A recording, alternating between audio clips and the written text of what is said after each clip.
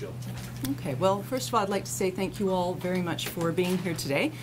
As you're all no doubt aware, there's been a fair amount of concerns raised about the destruction of government records during this period of transition to the new government. My office had issued a statement last week where we talked a little bit about how the Freedom of Information and Protection of Privacy Act applies in this circumstance to the destruction of records. So both Peter and I have been following the concerns. We're aware of the concerns, and both on social media and in traditional media. In response to that, we've certainly been in touch with Information Management Branch to find out what sorts of instructions have been provided to staff with regard to the destruction of records. And at the same time, in the statement that we put out last week, that my office put out last week, we talked about if anyone had any evidence of any unlawful destruction of records to contact the office. I do have the power to investigate to ensure compliance with rules related to the destruction of records. Since that time, we have had additional information provided to the office. I have received letters of concern and additional information between the two offices. And so we are, after consultation between the Public Interest Commissioner and myself, we have decided to conduct a joint investigation to take a look at the issues and address some of the concerns. The investigation is focused on environment and sustainable resource development, but certainly the investigation could be expanded to include other government departments as information becomes available. I think I'll leave it there and let Peter Thanks, Jill. take it. Good morning. I am Peter Hourihan. I'm the Public Interest Commissioner. As Jill has stated, we're here today to announce a joint investigation.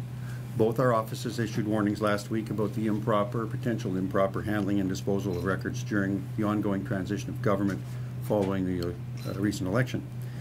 On Tuesday, the 12th of May, my office received a disclosure from an anonymous whistleblower. The individual there alleges that there's been improper handling and destruction of files at Alberta Environment and Sustainable Resource Development. Our role in the investigation will be to determine whether a wrongdoing was committed by an employee or employees at ESRD. If a wrongdoing is found, we will recommend corrective measures to the Ministry. If any wrongdoing constitutes an offence under Act, it will be reported to the appropriate authorities. I and all Albertans expect if there is a wrongdoing found, it is addressed appropriately and as quickly as possible by the Ministry. If a wrongdoing is not found, our investigation will provide Albertans with an objective view on the matter and provide confidence that actions that were taken were correct actions. Our component of the investigation will be conducted under the authority under the Section 18 of the Public Interest Disclosure Whistleblower Protection Act.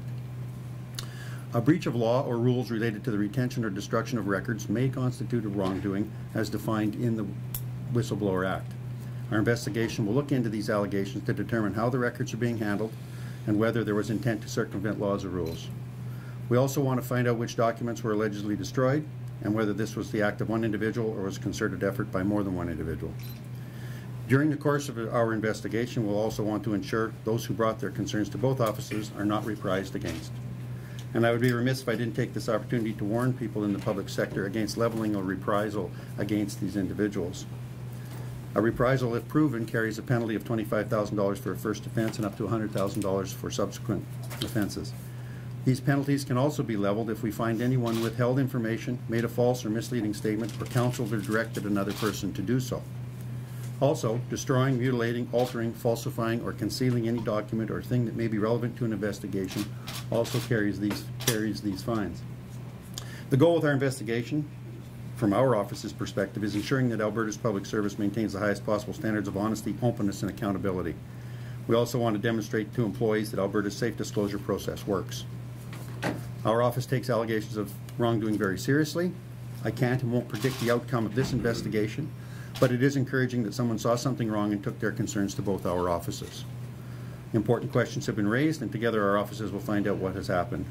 And with that, I guess we're happy to take your question. Commissioners, if I may, just to pick up on a point that you had mentioned, Commissioner, we're all aware that there is a new member of the Legislative Assembly that that has raised concerns about this and said that he was going to be contacting both of you about this. You made mention of a whistleblower.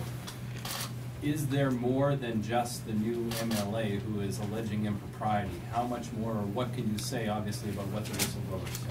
Well, what I can tell you from our office, we received an anonymous complaint.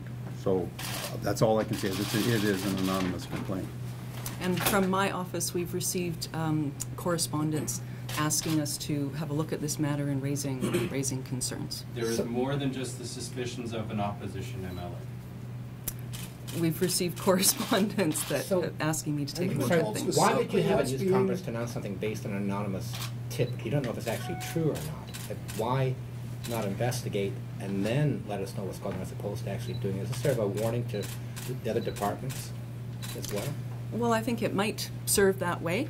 I think it's an opportunity to educate government departments. I think it's an opportunity to perhaps reassure the public that the concerns that we are taking a look at them.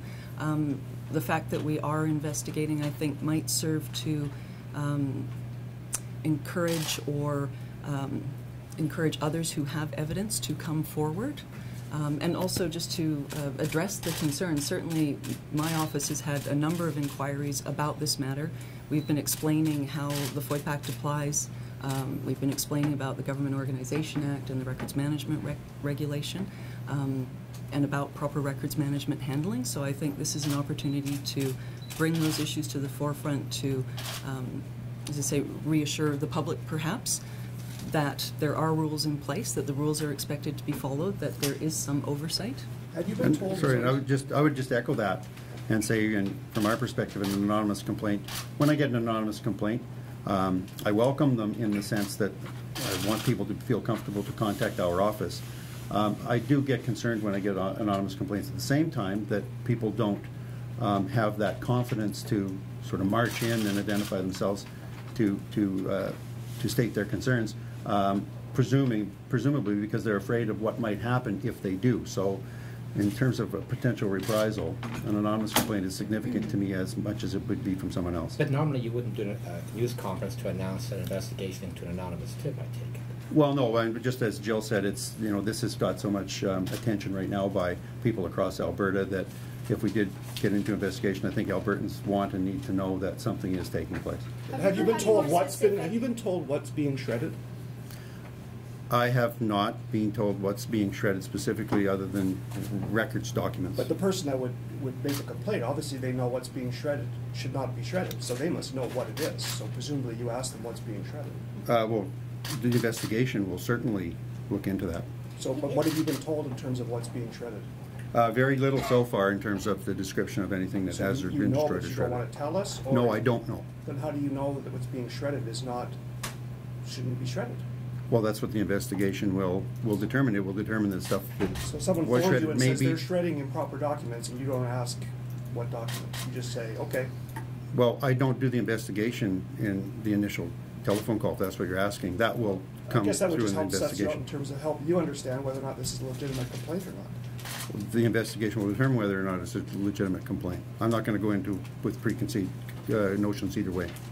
Can you be more specific about that investigation? What does it entail? Does it mean you're going to be interviewing people from the department? Will you be going through paper bins? I don't know. How does it work? From our investigation, we'll go in and we'll find out what they, you know, we look at the initial allegation and try and determine the full scope and parameter of those allegations. And then we'll go in and look to verify or determine what has actually taken place as compared to the allegations. That will may include site visits, speaking with, interviewing people, reviewing documents, examining documents, if there's something that's been, you know, shredded or whatever, it might include shredding those kinds of, anything that you might imagine would take place in an investigation will take place depending on what we learn throughout the investigation. And I would, if I can just say, we're also interested in, again, what sort of instruction has been provided to government departments, how they should be destroying records, how has that been communicated, how is the destruction being shredded, what records are being shredded. Certainly in the statement we put out last week, one of the things I was trying to clarify is that the FOIP Act does not apply to all records that perhaps the public might imagine it applies to. So personal records of ministers, for example, or records related to an MLA, correspondence back and forth with constituents, those sorts of records are not covered under the FOIP Act. So, however, departmental records, cabinet records, those are covered under the FOIP Act. So we will certainly be interested in what processes have been followed, because again, there are rules for how records should be destroyed. There are retention schedules. There are requirements to destroy personal information confidentially.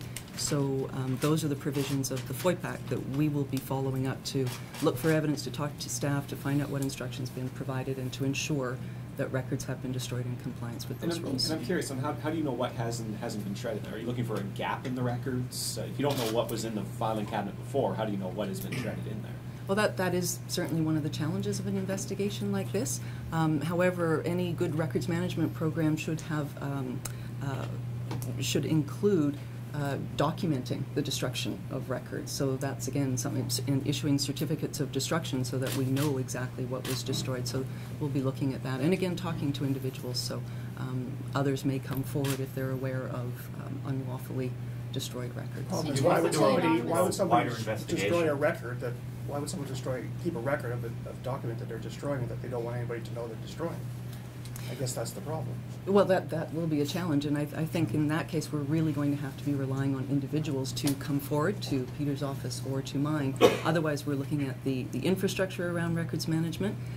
We'll see if there are any gaps in existing rules and regulations. We can make recommendations for improving things in the future, and I think that we can encourage people through this process to come forward if they have concerns. So if you're saying that there's going to be more, the possibility could be more ministers that are going to be investigating, you said it off the top. Is that a sense from you it's just because there's been so many hundreds of bags shredded that maybe something else happened? Or do you have a sense that there's actually more whistleblowers coming your way? In terms of the whistleblower, I have no real comment on that. I have one person who has contacted us anonymously and lodged a complaint, so we're looking into that. I do have the ability under our Act, if I see other wrongdoings taking place while I'm investigating something, that I can launch into that and look at that. I have no sort of preconceived presumptions on that. If somebody else comes forward, we'll look at it and investigate, but at this time I have one. You said it was an anonymous tip, but is it paper or electronic records as well?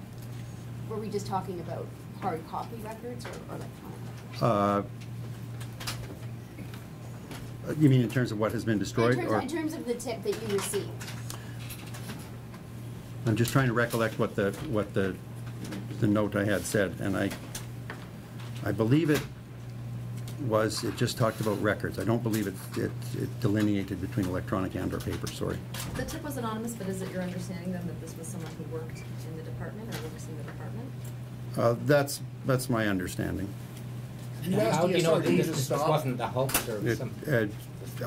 I suppose I don't, because it is anonymous, but I do know, just based on some of the information that we received in the complaint, that leads me to believe that it is a legitimate concern that someone has. And the accuracy of that concern will determine throughout the investigation. Can you explain more about the penalties involved, the fines? It's just fines we're talking about here. There's no jail sentence, right? Well, I'd just like to say that under the FOIP Act, it is an offense to willfully destroy records to evade an access request, for example. So if we find out through the course of this investigation that records have been willfully destroyed to evade a request for access, then certainly we will, that is an offense, and we would treat that as we treat other matters that come to our attention where we believe that there might be an offense, which is we'll carry that through and look to prosecute. The fine in that case is $10,000 under and that's the for FOIP a Act. person. It's $100,000 for a corporation or a... Not, I think. I Peter had said mentioned that. 25 and 100,000. 25 was first offense, 100,000 maximum on a subsequent offense, in relation to the Public Interest Disclosure Act. In relation to a wrongdoing, it would depend on, I suppose, on what we found. If we went in and found, just as an example, that someone committed a significant theft, then that would be referred to a law enforcement agency of jurisdiction, and that would relate to any penalties in that regime. But our regime under PETA is $25,000, and that's for things like obstruction, concealing, non-cooperation. Do you impose that fine, or is it done by courts? we would have to take it to the prosecutors. We have to conduct prove our intent, own prove intent. offense Sorry. investigation. Exactly. There's a mental element to an offense under FOIP. We would have to prove that mental element. We conduct our own offense investigations. We gather up evidence. We present it to the Crown, and the prosecutors take it from there if they decide to proceed. So we've recently announced, just in the last month, 2 prosecutions under the Health Information Act where charges were laid, and we're moving forward. So. Have you asked the SRD to stop shredding then, or is there anything you can do about that until this all gets sorted out? From my perspective, I don't have any search and seizure powers. I can't stop them from doing something lawful. They're definitely aware of this investigation. We pointed out again that there are offenses for willfully destroying records to evade access requests. You can so ask the minister they're- though to do that, can't you? You can ask, I guess Kyle Fawcett's still the minister. That's You true. could- You could ask him, right, to That's stop true. shredding? Mhm. Have you asked him then, or will you ask him? I don't believe we've asked him that yet. We've only just advised them of the But investigation. will you ask, will you ask the minister to stop shredding while this goes on? I don't know yet. I don't know the answer to that yet. I think that I can't prevent them from doing something that is lawful. I think it might be in everybody's best interests if there is some concern about the lawfulness of any destruction, that they would stop. So you're kind of publicly asking them then, are you? We'll follow up with the investigation. As you have said, there are rules and regulations that surround the proper destruction of documents, and so that means that there are legitimate purposes for Yes. destroying documents, and as you've said, you've monitored traditional and social media over the past week or so. Are you shocked by what you're seeing? Should the government, or should the public be shocked by the bags that they see in the legislative hallways, or in the hallways of the legislature, or is this what happens? I'm not sure Alberta has been in this situation before, so I don't know to be able to say that this is typical. However, I would expect that when somebody is leaving office, that there will be a significant amount of records that would legitimately be destroyed. That is entirely possible.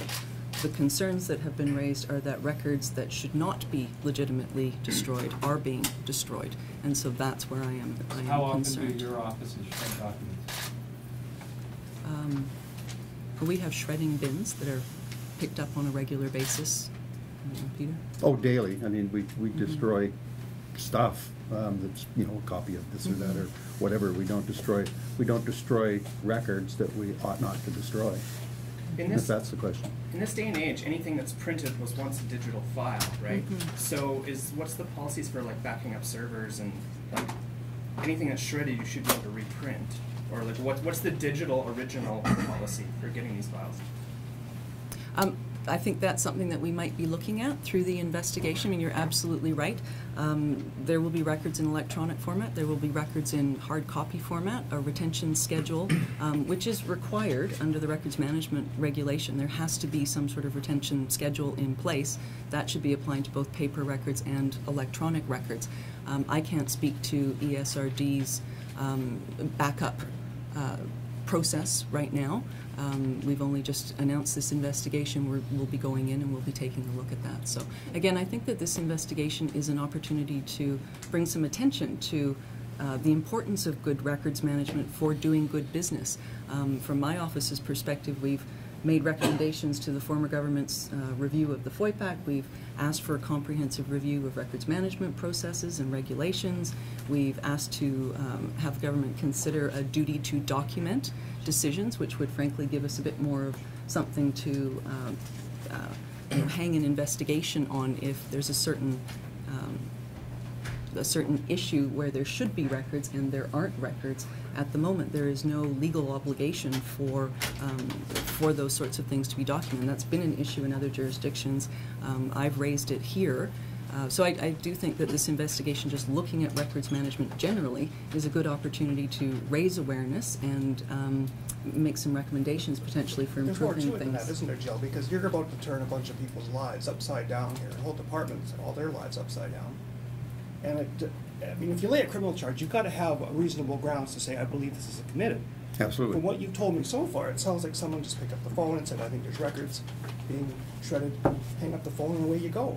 I mean, don't you need, it doesn't sound like, again, maybe correct me, that you haven't done the due diligence necessary to launch the powers of your office to do this. Well, I would disagree. Well, you haven't given me that, though. I mean, from what I've heard, all you said is someone phoned and said there's been a problem, bang.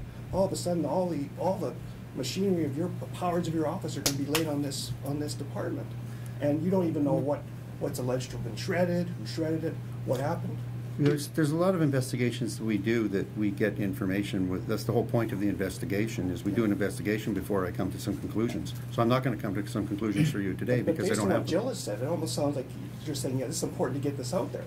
But that becomes are you conducting a bit of a witch hunt here just to sort of get the message out that don't shred? In that case, that would be I have a specific an abuse of the powers, wouldn't it? If I was on a witch hunt, I might agree with you, but I'm not. I've got a complaint that I have to look into. But you haven't really looked into the complaint. All you know That's is correct. I'm telling you how do you know that it's a legitimate complaint? How can someone not leave this room right now and just pick up the phone and say, hey, they're shredding over there in finance now, and now you're going to go turn finance upside down? Well, I suppose people can do that, and that's one of the unless issues. You've done your work and you've said, no, I'm going to look into this and make sure this is a prima facie, proper, legitimate complaint, and the person making the complaint has the knowledge to make it. And it doesn't sound like you've done that. That's the process we're in. But that's my point, is that anybody can pick up the phone and just make a complaint, and you say, okay, we'll investigate. That's a witch hunt. You haven't done your due diligence to make sure this is a legitimate complaint. Well, I disagree on the witch hunt, but we're going to look into this investigation because we have one. Information to launch. Yes. I just haven't heard it. I haven't heard the information. You haven't made the case that there's actual shredding today. I'm not going to make any more of a case of it today with the information that I have. That would be an abuse of your power. If I went in with nothing? If you went in, if someone just said to you, hey, there's shredding going on and it's wrong, and you say, okay, fine, boom, I'm going to do this right now, I'm going to investigate, without doing any more research into the nature of the complaint and legitimacy of the complaint. Be clear, I'm not making any accusations that anything has been done legitimately or illegitimately at this point in time. I have an allegation that has been done incorrectly. But you have a responsibility to make sure that it's a prima facie legitimate complaint and not just somebody with an axe to grind. Sure, and there are penalties for someone if they do have an axe to grind, if that comes out. They can't do that. Does that mean people won't? No, certainly it means that the potential is there. The potential is always there. That's something that we watch and guard against as we go through the investigation, and certainly will do so. So when we go into the investigation, we're trying to determine if the allegations are in fact correct. And as you can appreciate, in a situation involving the shredding of documents, something that, as most in here would agree, if not all, happens on a regular basis in any organization. There's a shredder in every organization. So some of the stuff that's going in there, generally speaking, you're going to assume that it's correctly going in there. When there's an allegation that some of it that's going in there ought not to be shredded, and that's what we have to look into and have to determine whether or not that is or isn't correct. Have you ever done a news conference before to launch an investigation, either of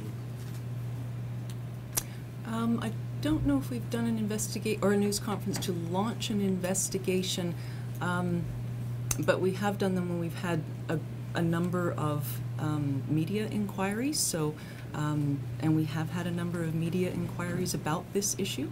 So I think for the sake of all, so that everybody's getting the same message, and to bring everybody together like this, I think, and also it's the first time we've done a joint investigation as well. So. Jill, can I ask you, you were saying earlier you don't have the authority to order anyone to stop shredding while you're doing an investigation.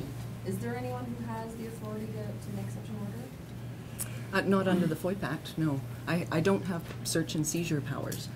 I can't go over there and stop everything from happening and take all the records away. Certainly the message that I want out there, though, is that I expect that the rules for destroying records are being followed, and this investigation is one way of ensuring compliance with those rules. That's the language from my legislation, from the FOIP Act. I have the power to investigate to ensure compliance with rules for the destruction of records, so that's what I'm doing. Can you tell us more about the letters of concern? You said you received a number of letters. Mm-hmm. Were they from people who worked in the department, or what more can you tell us? I wouldn't want to talk more about that right at the moment, but certainly we've committed to making the results of this investigation public, even if it is that there is no evidence of wrongdoing. That's entirely possible. Sometimes that's where an investigation goes, and it's about reassuring the public that everything was done according to the rules, according to the laws. So I'm not going to go into a lot of detail right now about letters, but that's usually something that we include in the letters you investigation received, reports. Says he got one specific to ESRD. The letters you received, are they specific to this investigation as well, or are they more general in nature? General and specific. Specific to this So- case here, is that why you're in this one? Yes, so we need a place to start. So one of the reasons, some of the conversation around why we might follow on Twitter and see that there's a photo that's posted that shows shredded documents. In my view, that's not enough to launch an investigation, which is why we put out the statement. I don't know what records those are. I don't know if they're subject to FOIP. I don't know who's responsible for them. I have nowhere to follow up. So we requested that anybody with some evidence or with concerns that they provide that to me so that I would have something to go on, someplace to start with an investigation like this. As you can imagine, we're not, we're not able to go and, well, as I said, we're not able to go out there and seize records, for example. I don't have the people to be overseeing every single shredding machine in the government of Alberta. So after that call, you received a letter saying, look at ESRD. I guess that's kind of what we're trying to link the two. As I Is said, it more than I've just one received complaint? correspondence. So I've been watching. I know that there are concerns. I released a statement to try to explain a little bit about how the FOIP Act applies. I have received correspondence, additional information, as has Peter. That is what has gotten us to a threshold of investigating. Have you both received complaints that specifically named Alberta Environment, or correspondence in your case? That's why, in my case, I'm starting with environment and sustainable resource development. And Yes. can you comment at all on the manner in which some of these documents are being removed from the legislature? There was a photo of bags of documents in the back of a pickup truck, and I wonder if there are any rules governing the way these documents are removed, the bags of these documents are removed. Well, again, I'm aware of that photograph. I don't know what records those are. I don't know whose truck that is. I don't know anything about that particular photograph.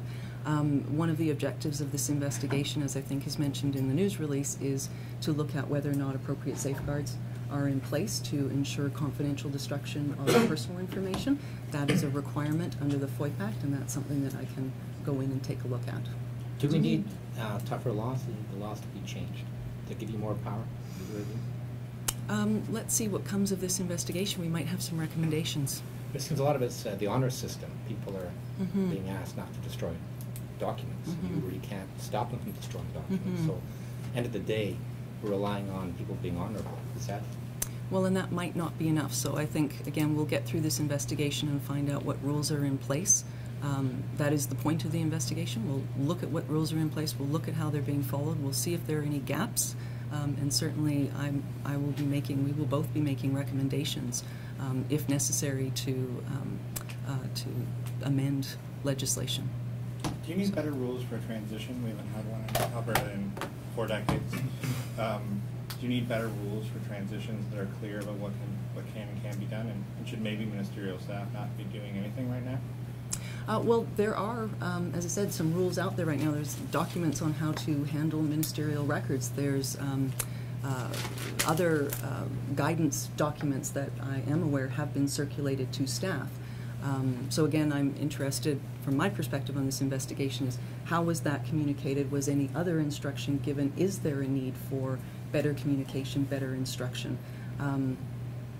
Except there are rules. Those rules are still in place during the time of transition. I don't know if they need to be better. That is something we'll be looking at. One of the things that you're investigating, according to this list, is the intent of people when they were destroying these records. I can't imagine someone wrote a memo that said, please destroy these records so no one finds them. Do you think that part of the investigation is going to be particularly difficult? Well, we're not specifically, as I said, the offense under FOIP is to willfully destroy records to evade an access request. And I will tell you that it has long been a challenge to move forward with offense prosecutions where there is that willful element.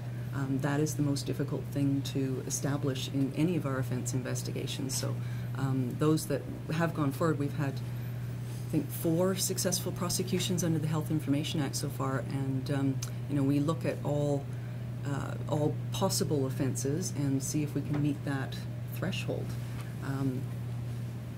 to establish the mental element. So there is a mental element under both the Health Information Act and FOIP, and yes, it is often a challenge to meet that threshold.